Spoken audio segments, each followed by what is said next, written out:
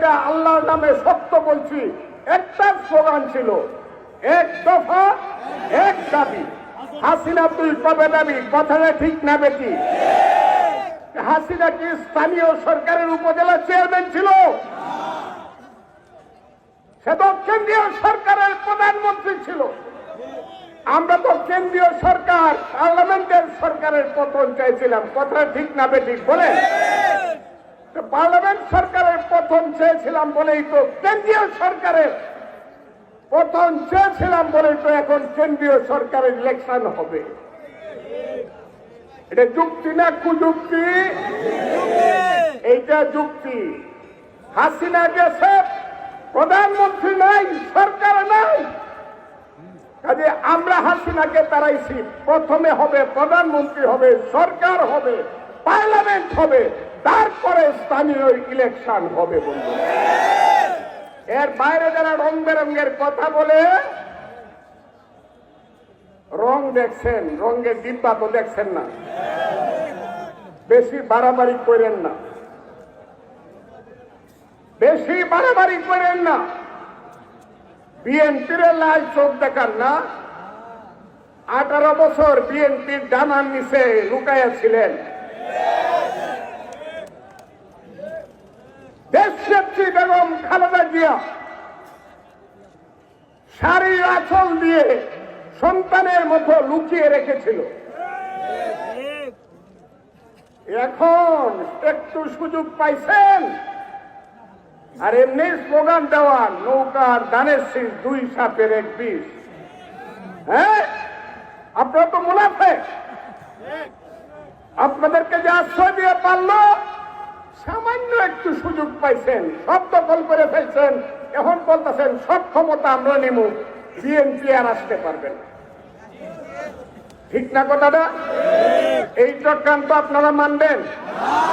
এই চক্রান্ত আপনারা মানবেন? ইলেকশন হবে দেশে, পার্লামেন্ট ইলেকশন। 18 কোটি মানুষের দেশ, তারা হলো দেশের মালিক। তারা সিদ্ধান্ত নিবে তার বাড়ির পাহারাদার কে হবে। চক্রান্ত করেন না, চক্রান্ত করা ভালো না। আমি বলি সব সময়, হাসিনার সময় ছিল গভীর অন্ধকার, কিন্তু টর্চ লাইট মারলে দেখা যাইত। এখন হইল গভীর কুয়াশা। এখন 2টা লাইট জ্বালাইলেও গাড়ি চলতে চায় না রাতের বেলা। সব দেশটা কুয়াশা হয়ে গেছে। আপনার কাছ থেকে বাংলাদেশের মানুষ এটা আশা করে না। আপনি বাংলার সুসন্তান। আমি বলি 10টা মন্ত্রীকে, প্রধানমন্ত্রীকে যোগ করলে আপনি তার চেয়ে লম্বা। আপনি শুধু একজন প্রধানমন্ত্রী থাকার জন্য দেশটা সর্বনাশ করেন নাই নিশ্চয়। এই ছেলে পেলের কথায় এখনো চুলদারি উঠছে না। যারা এইসব করতেছেন তাদেরকে বলছি, সাধু সাবধান, সাধু সাবধান। এই দিন কিন্তু থাকবে না, দিন কিন্তু আইসা পড়বে। এই মুহূর্তে ইলেকশন হলে আল্লাহ উপরে, আল্লাহর রহমতে, মানুষের দয়ায়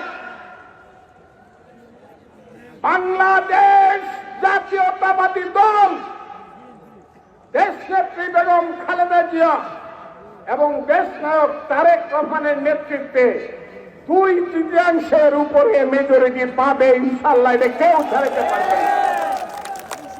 সেই দলটাকে আপনারা বঞ্চিত করতে চান চক্রান্ত করে।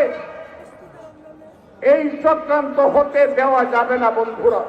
আজকে যারা এই দেশকে আবার নতুন করে পাকিস্তানের পথে নিয়ে যেতে চায়, তাদেরকে আপনারা চিনেন না? চিনতে পারছেন আপনারা? তাদের চরিত্রের কোনো পরিবর্তন হয় নাই।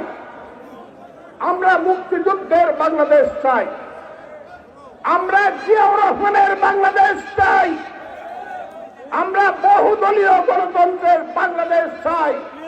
আমরা আগামী দিনে বাংলাদেশের কৃষকের, শ্রমিকের, মেহনতি মানুষের বাংলাদেশ চাই। সেই বাংলাদেশ চাই।